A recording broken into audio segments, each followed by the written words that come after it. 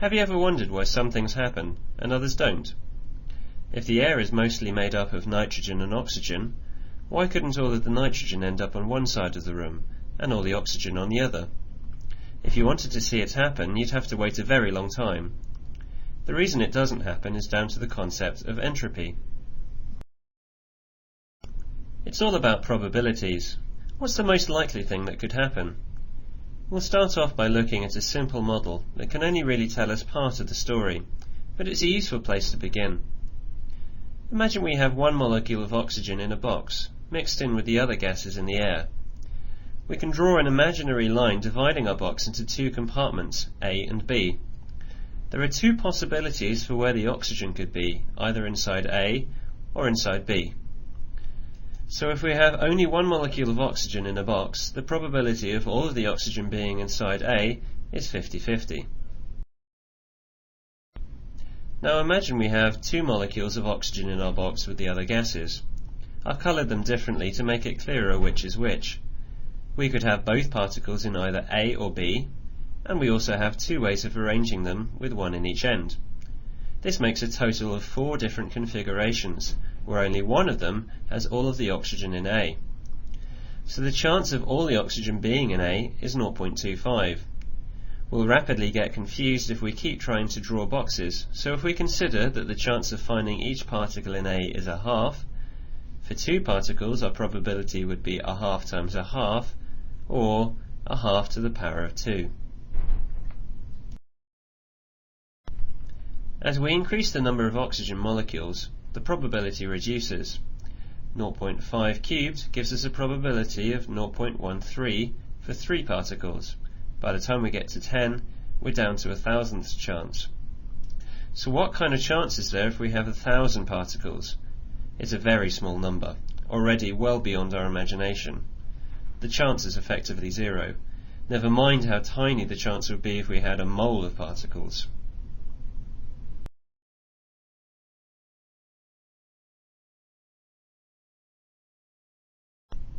In a very simplistic way, entropy can be said to be a measure of disorder or randomness. Ludwig Boltzmann connected entropy to the number of ways of arranging a system. However, this is where our model fails a bit, because what we need to consider is not only the arrangement of our particles, but of their energies. The energy of a particle can come in different forms, in the way it moves and vibrates, for instance. And the more energy we have and different energy levels in which to share it out, the higher our entropy will be. It's important to remember this, as misconceptions could otherwise arise. A shuffled deck of cards has no more entropy than an ordered one. The cards are not free to constantly share energy with each other and constantly sample all of the positions in the pack. Likewise, if your bedroom is messy, it's got nothing to do with entropy and everything to do with laziness. Our shuffled deck of cards has no more entropy than an ordered deck, because no energy is being exchanged between the particles. We'll briefly look at the connection between energy and entropy here. At this level, it's really not important that you understand the concepts presented on this slide, but it would be useful to have an idea of what's really going on. Let's imagine we have 2 particles in a box to begin with. They can have different energies, in this case seen by their differing speed, and they can exchange this energy through collisions. In a similar way to our particles in a room model, we can look at different ways of arranging the energy of the particles. Boltzmann related entropy to the weight of the arrangement. The arrangement with the highest weight is the most likely arrangement to be found. In our case, we can see visually it's the bottom arrangement. There are 2 possibilities of arranging our molecules across 2 quantum states, but only one way of arranging them in the ground state. Mathematically, you can work out the arrangement by taking a factorial of the number of possible energy states and dividing it by the multiple of the factorials of the number of particles in each state. A factorial just means taking a number and multiplying by the number that's one less, and repeating until you get down to 1. For instance, 3 factorial is 3 times 2 times 1. In our case, the expression agrees with the diagram. The weight of the system, where the energies are spread out, has twice the weight of the other system. The higher our temperature, the more energy states our particles have access to. We're increasing capital N in our expression, and entropy increases. The distribution of particles within these energy states is limited by the fact that the total energy must remain constant. You couldn't have in one instant all the particles in the lowest energy state and then have all of them in the top one, because you'd have created energy from nowhere in order to achieve this. With this and a few other limitations in mind, Boltzmann showed that particles tend to arrange themselves between energy levels in an exponential pattern. This connects with his other work, which you may be more familiar with, like the Maxwell-Boltzmann curve, which also shows the distribution of energy between particles at different temperatures, and also has an exponential character to it. This graph shows the connection between temperature of a substance and its standard molar entropy. Take a moment to consider the units of entropy here. Notice that joules appears, showing the deep connection between energy and entropy. Notice also that joules are used here where enthalpies are often quoted in kilojoules. This can lead to confusion when performing calculations. Always watch your units.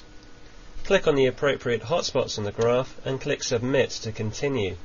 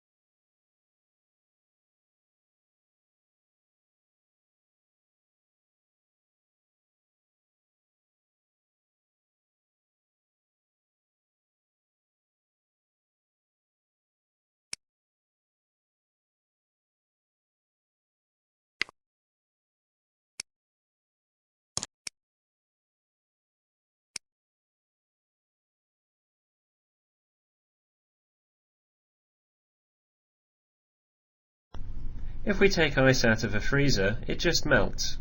If we put ink in water, the colour will spread out. We don't need to get involved. The process will continue towards equilibrium without us. We call this a spontaneous process.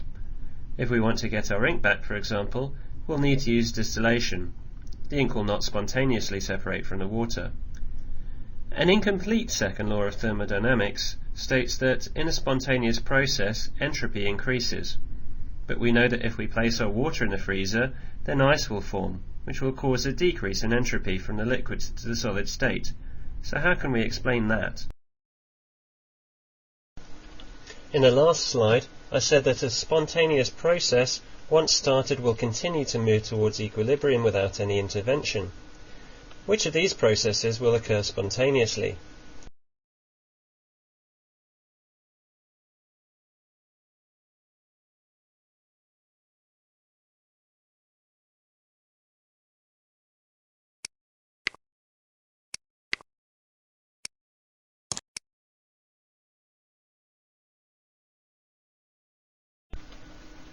The formation of ice is an example of how treating entropy merely as a measure of disorder can lead you into traps.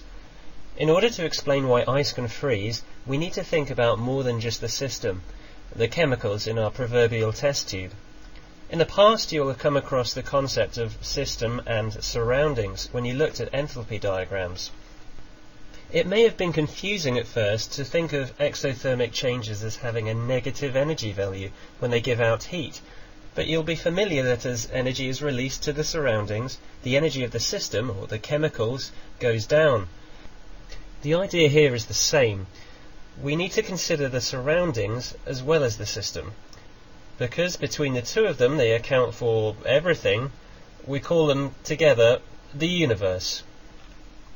In our case, freezing water, the ice has a lower entropy than the water.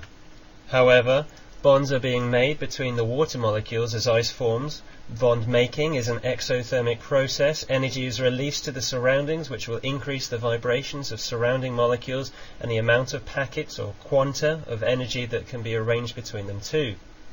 Exothermic processes give out heat energy to the surroundings, causing an increase in entropy. So a more accurate second law states that in a spontaneous process, the entropy of the universe increases. Let's look at the example of ice melting at 5 degrees Celsius. We'll want to know if the entropy of the universe will increase, so that's the total of the entropy of our system and the entropy of the surroundings. As we've seen, entropy is connected to temperature, remember its units, joules per Kelvin, and so it should be of little surprise to discover that the entropy of the surroundings can be worked out by dividing the heat in joules absorbed by the surroundings by the temperature at which the process is occurring. Q is the heat released in a reversible process at constant temperature. The heat given out in our example is known as the enthalpy of fusion. It's the enthalpy change when 1 mole of a substance melts. Big T is the absolute temperature, in other words measured in Kelvin. 5 degrees Celsius is 278 Kelvin. We need to think carefully about the sign that we use for the heat. Will this be a positive or a negative change if we're considering the heat absorbed by the surroundings? A look in a data table gives us a value of 6.01 kilojoules per mole. But remember we quote entropy in joules per Kelvin per mole, not kilojoules. So I have written this number in joules now to avoid getting confused with units later. Because our ice is melting, then energy is going from the surroundings into the system. So we're looking for a negative number for our change in heat for the surroundings. Minus 6010 over 278 gives us minus 21.6 joules per Kelvin per mole. That's the entropy of the surroundings sorted. Now let's look at the system. The entropy of the system can be obtained from a data book. We're looking for the change in entropy when a mole of water melts. It's entropy of fusion, which is given as 22.0 joules per Kelvin per mole. Again, consider is this going to be a positive or a negative change for melting?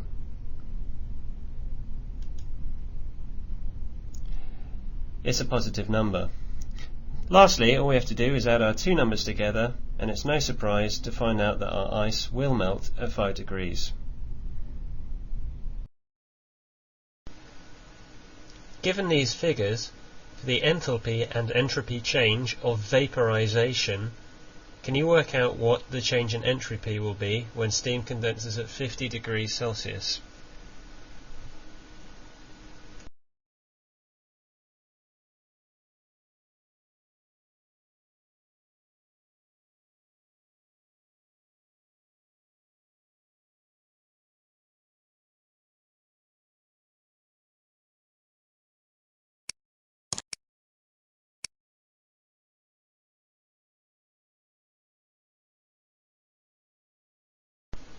Given the following information, calculate the boiling point of ethanol.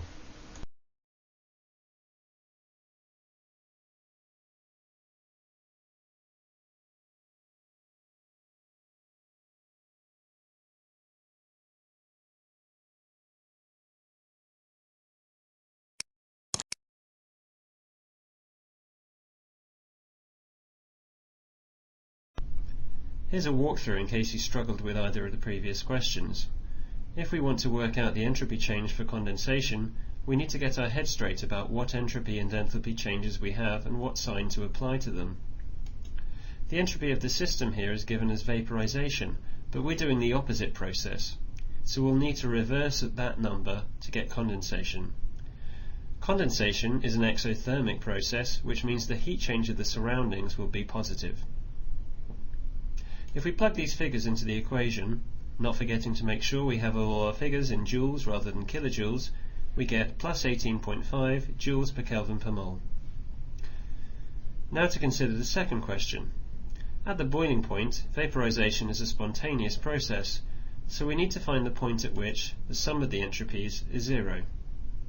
We can rearrange this expression to get T, plug in our figures to get our temperature in Kelvin. The question asks for the result in degrees Celsius, so there's one last conversion to find out that the boiling point of ethanol is 78.6 degrees C. Just because a reaction is predicted to be spontaneous doesn't mean it will happen on any sensible timescale. Diamond has a lower entropy than graphite, due in part to its rigid, highly ordered structure.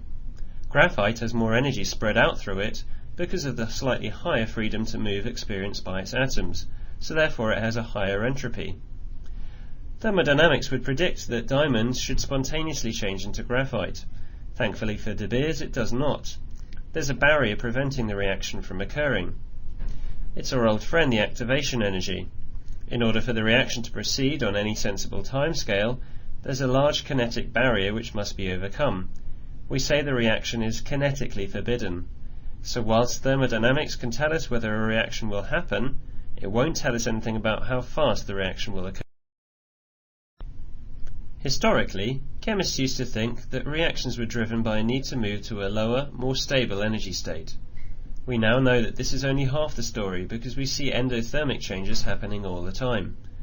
So far we've seen that entropy is the driving factor behind changes that occur around us, and we've seen how that can be connected to enthalpy changes.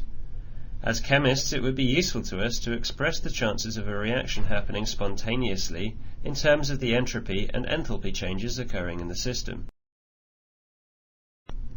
In order to do this, we can use two of the equations from before. We can substitute equation 2 in for the entropy of the surroundings in equation 1, and then rearrange. What we want to do is get all of our terms referring to the system where we can make our measurements more easily. The entropy change of the surroundings will just be the reverse of the enthalpy change of the system. This is the number we want to be greater than 0 for spontaneous change. Pause for a moment to consider what the units will be for this number. The Kelvin from the temperature cancels out with that from the entropy, leaving kilojoules. This is the amount of energy now free to do useful work that will be released from the reaction. We call it our Gibbs free energy.